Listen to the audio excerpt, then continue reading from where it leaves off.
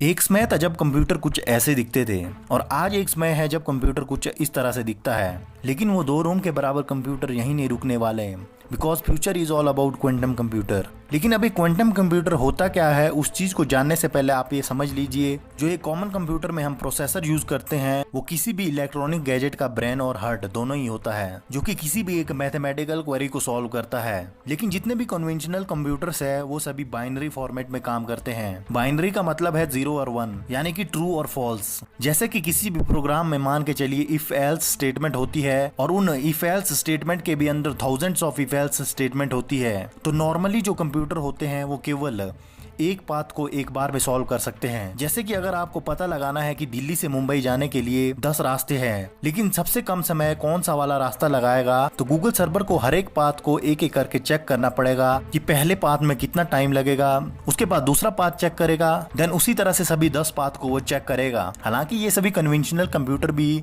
इस काम को करने में मिली सेकेंड का टाइम भी नहीं लगाते हैं, लेकिन फिर भी कन्वेंशनल कंप्यूटर में या तो एक वक्त पर कोई स्टेटमेंट ट्रू हो सकती है या फिर फॉल्स। लेकिन वहीं क्वांटम कंप्यूटर में बाइनरी फॉर्मेट में काम नहीं होता है, बल्कि क्वांटम बिट्स पर काम करता है। अब क्यू बिट कुछ इस तरह से होता है कि एक ही समय पर वो दो स्टेट में होता है, यानी कि वो ट्रू भी होता है और फॉल्स भी। इसका मतलब ये है कि कोई कॉम्प्लेक्स क्वेरी हो जिसमें कि मिलियंस ऑफ पॉसिबिलिटीज हो, तो वहां पर क्वांटम कंप्यूटर बहुत ही स्पीड में क्वेरी को सॉल्व कर देता है। उसी दिल्ली और मुंबई वाले एग्जांपल को मान लेते हैं कि हमारे पास 2 करोड़ से ज्यादा पॉसिबल रास्ते हैं दिल्ली से मुंबई जाने के लिए, और अगर हमें शॉर्टेस्ट सबसे कम समय वाला रास्ता एग्जिस्टिंग कंप्यूटर से पता करना हो तो उसे प्रोसेस करने में हो सकता है कई दिन भी लग जाए। लेकिन वहीं क्वांटम कंप्यूटर से आपको shortest path with in minute आपको मिल जाएगा। अब उसका कारण है कि क्वांटम कंप्यूटर में इफ एल्स स्टेटमेंट एक एक करके नहीं बल्कि एक साथ ही एग्जीक्यूट हो जाती है, क्योंकि क्वांटम बिट एक समय पे 0 और 1 दोनों ही स्टेट में हो सकता है। 2019 में गूगल ने अपने क्वांटम कंप्यूटर से एक मैथमेटिकल प्रॉब्लम को कुछ सेकंड्स में सॉल्व कर दिया था, जिसे सॉल्व करने में कि एक कन्वेंशनल कंप्यूटर को 10,000 वर्ष से भी ज्यादा का समय लग जाता। आज के समय लगभग सभी बड़ी कंपनीज क्वांटम कंप्यूटर पर काम कर रही है, चाहे फिर वो माइक्रोसॉफ्ट, इंटेल, IBM या फिर HP हो। लेकिन इस रेस में सबसे आगे है गूगल और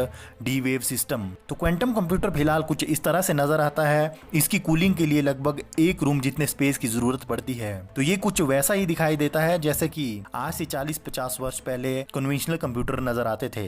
लेकिन आने वाले कुछ ही दशकों में, लगभग 40 से 50 वर्षों में ऑलमोस्ट सभी बड़ी कंपनियां सभी कमर्शियल सिस्टम में क्वांटम कंप्यूटर यूज कर रही होगी। हो सकता है कि कॉमन पर्पस के लिए इसे यूज ना किया जाए, कुछ स्पेशल केसेस में लाइक ह्यूमन स्पेस जर्नी के दौरान ही इसे कॉमन पर्पस के लिए यूज किया जाए। तो दोस्तों, उम्मीद करता हूँ कि आप लोगों को एक क्वांटम कंप्यूटर से रिलेटेड जानकारी पसंद आई होगी।